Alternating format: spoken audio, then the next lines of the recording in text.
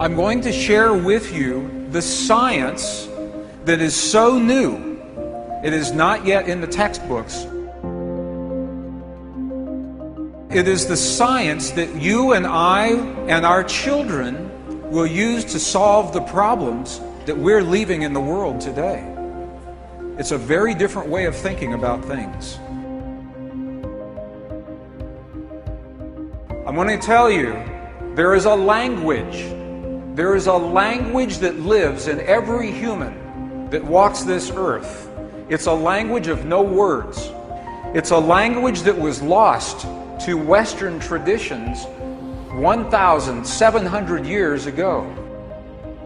We're going to learn how to use this language to speak to the divine matrix. Every one of you is speaking to this field every day. The question is, do you know what you're saying to the field?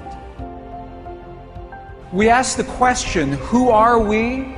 What we know is that we're made of quantum energy. For 70 years, scientists have been telling us that we are little particles of quantum energy. And now we believe them. But now scientists say those little quantum particles can do miraculous things, amazing things. But the scientists say those miracles have nothing to do with your life. For example, quantum particles, we know, can exist as a physical particle, like this. It's a quantum particle. That particle can exist invisible. The particle is still there. It has just changed its form. Quantum particles can exist in one place in a moment in time. Quantum particles can exist in two places or many places at the same time, and they are always connected. They are always connected with one another. So the particles are always connected. Quantum particles can communicate with themselves in the past and in the future. This is very interesting. Scientists can take a quantum particle and they know everything there is to know about this particle. They know its rotation, its plus, its minus, its charge in the present. Now, they can take it into the future, and now this is the past, this is the future. They can change the particle in the present, and it changes the particle in the past, even though the past already happened. So the question is, we're made of those particles. So can we do what these particles can do? We're made of quantum particles. Are they showing us our limits, or are they showing us our possibility, our potential? Can we do everything that those particles can do? The answer is yes. But it's based on what we believe to be true. Not what we think in our minds, what we believe in our hearts. And that is a very subtle, very powerful difference. Not the mind, the heart. Consciousness is what holds these particles together. Consciousness organizes the particles into your body and into this world. Here's what scientists say to us about the way this world works. Scientists are telling us now that in this field, all possibilities already exist in the quantum energy, in the soup of quantum possibility. All possibilities already exist. In the quantum possibilities, you are already healed. Peace has already happened. Joy is already everywhere. All of the greatest suffering, all of the greatest peace already exists in the quantum possibilities. And here's what they say happens with you and me. That with our mind, we reach in to those possibilities. We imagine our healing. We imagine the peace. We imagine our perfect relationship. We imagine the abundance in our lives with our mind. And that's how we lock that possibility into place. And with our heart, we give that possibility life. We breathe life into the image of our mind through the feeling in our heart and make it real in our world. Now, I'm going to share with you the science of how this happens. We have to understand what a belief is. We talk about belief. What is a belief? Belief is the marriage. It is a union of thought and emotion. Thought and emotion. And now we have to define thought and emotion. This is an image from an ancient Sanskrit text. It shows the energy centers of the body, the chakras. They say that thought happens in the upper chakras, right here. This is thought. This is where we imagine the quantum possibility. The emotion happens in the creative center, in the lower chakras. This is emotion. And they say our emotions are only two: love, fear. So when we think a thought in our mind, we fuel that thought. We give our thought life through the love or the fear that we place into the thought. And when we do that, we create a feeling. And now we have a definition for feeling. Feeling is the union, the marriage of emotion and thought. What we think of a possibility and our love or our fear of that thought. What is the one energy center in the body that does not have the circle? What is the one center that we have not talked about here? The heart. Feeling happens in our heart. Feeling doesn't happen in the mind. Feeling doesn't happen in the lower, well, a little bit, but not much in the lower centers. Feeling happens in our heart. Feeling and belief are connected.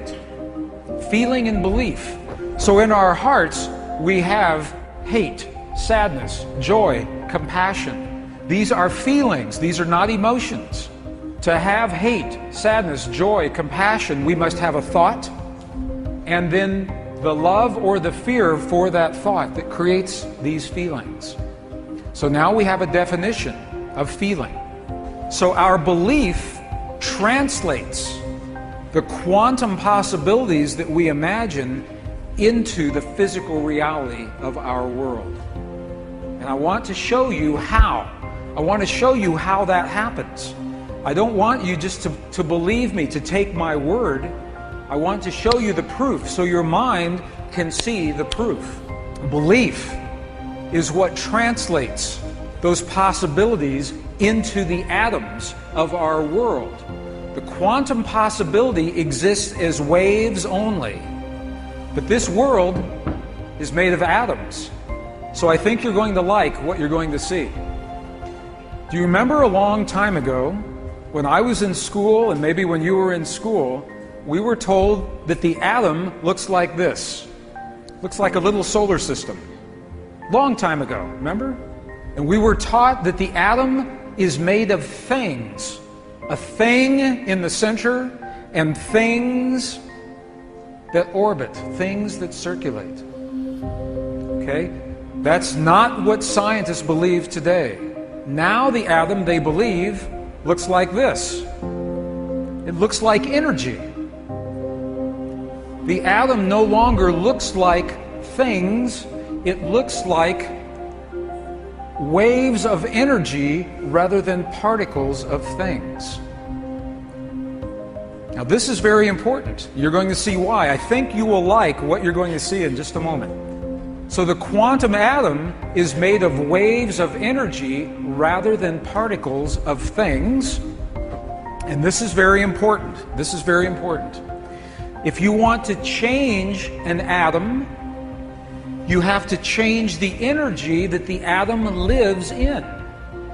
If you want to change the stuff, the physical stuff of our world, you must change the energy that stuff exists within. We're going slowly because something big is about to happen here.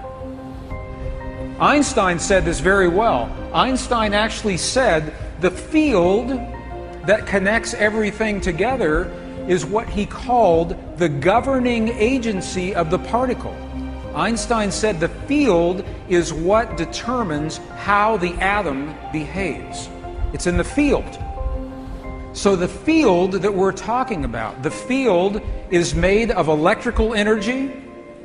It's made of magnetic energy, two energies. The field that holds everything together. This is out of a traditional text, a traditional physics text. Look at what this says.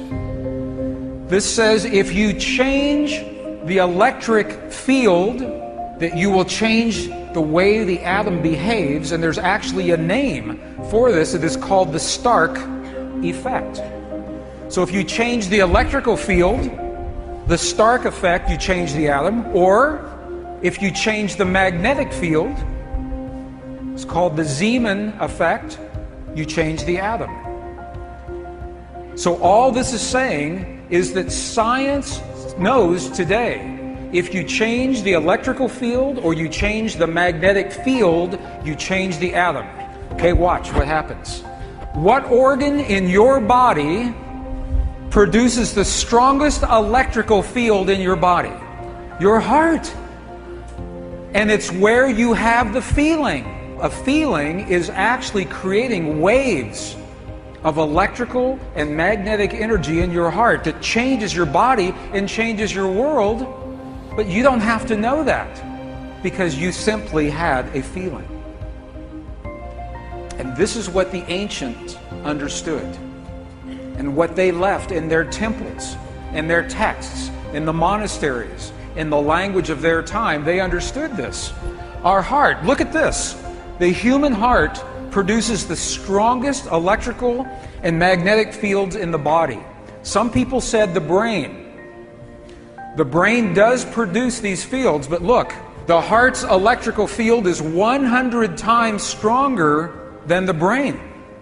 100 times stronger than the brain. The heart's magnetic field is up to 5,000 times stronger than the brain's magnetic field. Our heart produces the fields that change our world and change our body. Can you see that so far?